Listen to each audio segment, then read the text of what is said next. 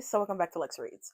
So in today's video, you guys are going to be spending another evening with me. It's basically going to be the same. Y'all know I like to stick to a routine, but I was thinking it's almost the end of September. Like we have one more day, and then it'll be a new month. And I like to, reset for the new month when it comes to my reading in regards to books that I want to read or something that I want to buy during like the new month. There are a couple of books that I am planning to read in October and I want to get those done that month. And then there's some other ones I just need to kind of knock off my TBR list, but I don't know if I'm gonna do that. I'm a mood reader and I am thinking now, like next year, Lord willing, I'm not gonna have a TBR. I'm just gonna go with the flow. I'm too much of a mood reader, and when I don't finish a book or when I don't get to it, I get a little bit defeated. And it's like, girl, it's not that serious. You're reading for pleasure. This is not in school. You're not in school no more. That's been done and gone. But yeah, I think I'm not go. Mm-mm. I don't. I gotta pray about it, but I'm leaning towards not really having a TBR. But when I was driving today, I was thinking about Gray Hovington. And again, since it's a new month, I said this would be perfect to do. And I want to do it today because I'm thinking about it and I just want to get it over and done with. I'm a person where I'm a planner. I have to have structure. My mind works like this. It works like a list. So yeah, and that comes with my books too. I just have to kind of not know what I'm reading because again, I am a mood reader, but at the same time, I do want to know what I'm reading, if that makes sense. I do plan, certain books to read during I do plan certain books to read during, the month. So you guys are gonna follow along with me this evening. And yeah, don't forget to like, comment, subscribe, and let's get started. I was thinking about this author that I started reading in January, and that author is Gray Hovington. Now, Gray Hovington is exclusively through Amazon. I always say I got my Kindle because of Gray Hovington. I just really wanted to read it. If you guys like the urban fiction, if you like the black like romances, like Alexandria House, a little bit. Well, I wouldn't say she's compared to Kennedy Ryan because Kennedy's in a different she kind of like in a different league. If you like urban fiction books, you'll probably like Gray Hovington. She kind of gives me a little bit of Alexandria House, but Alexandria is not really deep into like illegal occupations and things of that nature. But I still love Gray Hovington. But I started with the Eisenberg series and enjoyed it. Like the first book was my favorite. And then I moved on to, she'll have a series and then she'll have like a novella. And I finished like I said, Eisenberg series. There's 3 books in the series. And then I finished one of the novellas, which was Liam, and loved every minute of that. And then the second series, which you don't have to read them um in order. I just saw on her TikTok. She said, "You don't. All my books are standalones. You don't have to read them in order. But like, if you wanted to, this would be the order because there are some books, because there are some characters that were in like previous, books or whatever. But she said you don't have to read them, in order. After the Eisenberg series, I started the Domino Effect, and there's only 2 books in the Domino Effect. I read the first book, Ledge, and loved every minute of it. I got to law, and I just cannot get into law. I cannot, and I started, I think, reading that January, February, or I think maybe February. I don't know, because one month I think I read up some books by her, and I just cannot get into that. I cannot. But then again, like I said, I was listening to her and she said the next series is the Berkeley, is it Breed? Let me see. I think I already have this downloaded in my Kindle. Berkeley Bread series. There's 3 books in the series. And I also watched a little bit of some, and also watched some reviews on TikTok, and like the girls were like, they were saying this is such a fantastic book. One of them said it made her cry. She was saying that Malachi is her favorite, and I know a little bit of backstory. He is, I believe he's a single parent of a 2-year-old. Something tragic happened, and so he's trying to raise his daughter obviously by, himself. But his wife and himself, they wanted their daughter to be homeschooled, so he puts like an ad or something out, for like a full-time tutor nanny, and in comes the young lady. And yeah, so you already know it's probably going to be sparks and da da da da da. I like little stories like that. So I think I am going to start that. So yeah, I do want to start Malachi from the Barkley Breed series. I have a feeling that I'm going to just go through this. And then another book that I started last night a little bit. I read about 3-4 pages because I just wanted to see what it was about, and I'm already loving it. And this is a recommendation from Kayla's Bookish Vibes. This is one of her favorite books. She said she grew up on this book, and it is Roll of Thunder, Hear My Cry. I have never read this, y'all. Y'all know I didn't read as a kid. Okay, did not read as a kid. I got into this reading game about 5-6 years ago. Okay, and I've always known about the story, obviously, but like I said, never read it. And our book club, for September, we read a book called These Heathens by Maya McKenzie, and I'll put her video down below. When she had bought the book and she was talking about it, she said it kind of, the writing style a little bit kind of gives her Mildred D. Taylor. I was reading obviously These Heathens, for our book club, and thoroughly enjoyed it. Oh my goodness, thoroughly enjoyed it. We had such a fantastic book club discussion, and I said, "Oh yeah, I already know I'm gonna read this." And so far, I like it. Also, there is a movie to this that came out in the 70s, and the father is played by Morgan Freeman. So you already know what I'm gonna do. I'm gonna read this, and I want to see the movie. And also, the movie it's available on YouTube.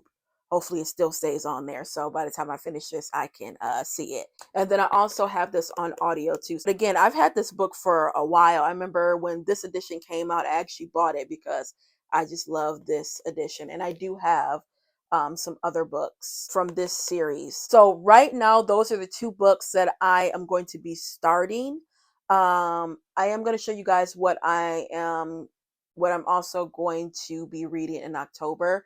But I want to take this makeup off, take my shower, gotta put this hair up. This be the highlight of my day, y'all. Y'all, after I finish my work, I'll be so excited to get home and just be around my books or watch a little TV show. Girl, the things that get you excited when you get older.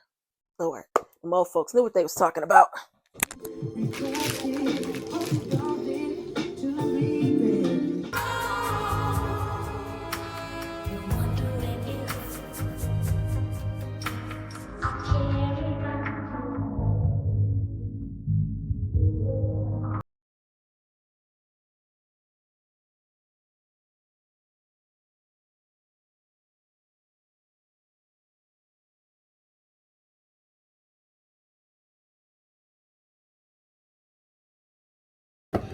Okay, you guys, so just got out the shower. Excuse my appearance. I'm doing a peel-off face mask. I want to show you guys how I make my matcha. Y'all know, over the summer, my aunt gifted me a ice maker, and I have been loving it, y'all. It does make a lot of noise, and what I've been doing is, if I get like a good significant of ice, I'll put it in like a plastic container in the freezer like this. And then when I want to make more, obviously, do it. But I have been loving that, and I got into matchas. I wanted to start making my matchas at home because Starbucks be on some nonsense. I got this matcha like powder. They say it's organic sweet matcha. I don't think so, because it already has sugar. So like if you look at the granules or particles, whatever you call it, it literally looks like sugar. just green. So I do want to get the other matcha I had, like the powdered matcha. I got that actually from TJ Maxx, but I know you can go to but I think the next time I am going to go to like a Whole Foods or a Trader Joe's to get it. But yeah, with this one that I got from TJ Maxx, I don't have to add my sweetener. The sweetener I usually like to add is the uh, French vanilla. And I also get these from TJ Maxx for only $8. You guys, I wanted to share these glasses I got from the Dollar Tree. You guys, look at this. $1.50. I got this small one and this one. You guys, go to your local Dollar Tree and get these glasses. They have so much weight, and the fact that they're only $1.50 and they're from the dollar store. Go get them, please. And I love the ridge edges. They just look so expensive. I'm going to just put a couple of scoops because this is already sweet. I kind of put a lot. If I had the regular matcha powder, I would probably put one and 1/2 teaspoon of matcha, and then usually I put like a teaspoon of water, but with this I'm just eyeballing it.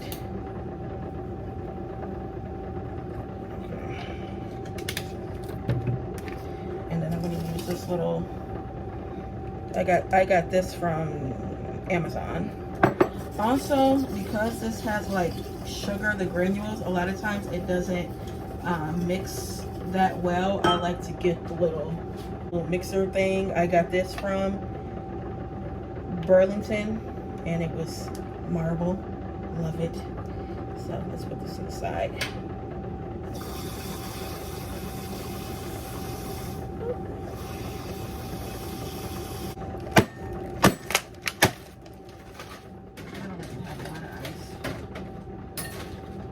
Just add a little bit of milk.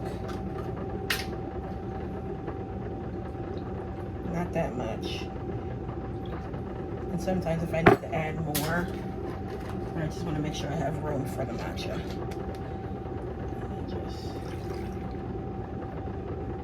I think that's enough. Spoon. I mean, straw. Okay. And then I like to do this to add a little bit more foam.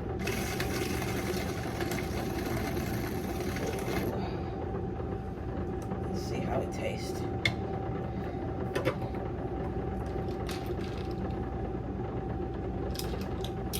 Yes, so good. So this is how my matcha looks.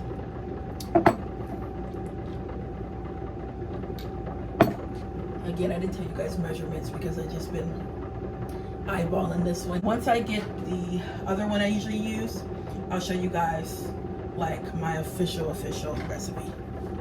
But this is basically how you make matcha.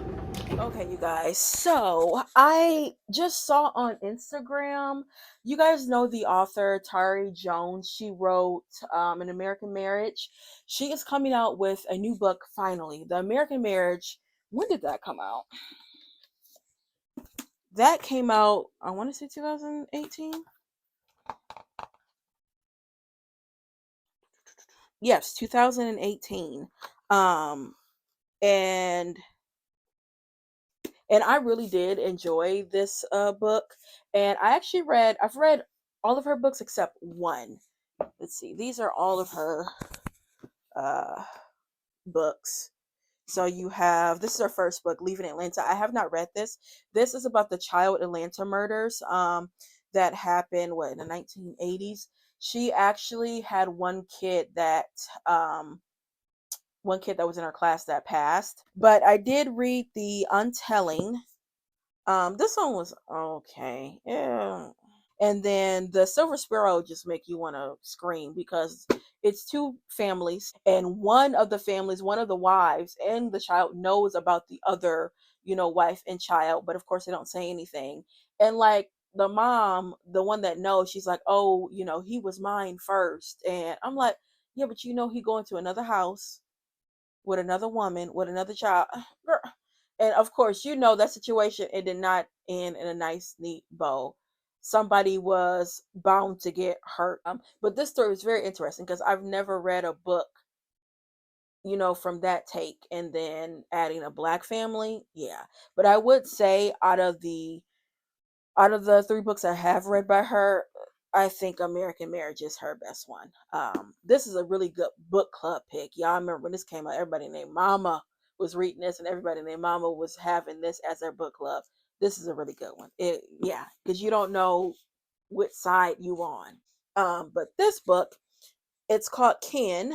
This cover is bomb. Oh my gosh. And it's coming out the 10th of March. So I already got one anticipated read for 2026. The thing is, where's the synopsis?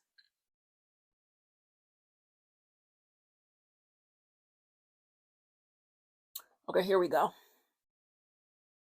Vernis and Annie, two motherless daughters raised in Honeysuckle, Louisiana, have been best friends and neighbors since earliest childhood, but are fated to live strikingly different lives. Raised by a fierce aunt determined to give her a stable home in the wake of her mother's death, Vernice leaves Honeysuckle at 18 for Spelman, where she joins a sisterhood of powerful, connected Black women and discovers a world of affluence, manners, aspirations, and inequality.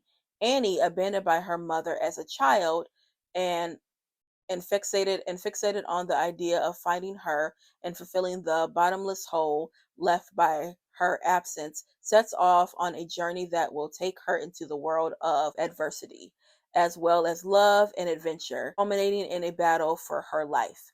A novel about mothers and daughters, friendships and sisterhood, and the complexities of being a woman in